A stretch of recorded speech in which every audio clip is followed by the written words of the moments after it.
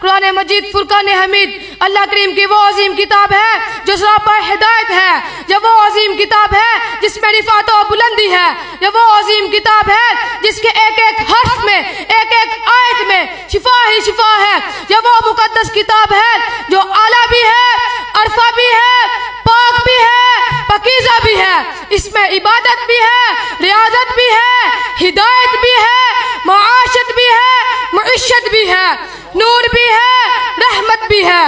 سامعین محترم، یہ عظمتوں والی کتاب انسان کو اندر سے نکالنے والی، حق و باطل کے درمیان فرق کرنے والی، دجالی فتنوں کو توڑنے والی، اہل بیت اور صحابہ اکرام کا دفاع کرنے والی اس عظمتوں والی کتاب کے بارے میں کیا پوچھتے ہو؟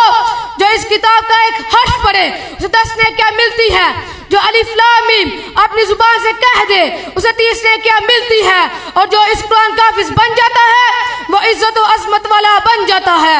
کل قیامت کے دن اللہ اس حافظ سے فرمائے گا، اے حافظ قرآن اقرا، بڑھتا کی، قرآن پڑھتا جا اور جنت کے درجات چڑھتا جا۔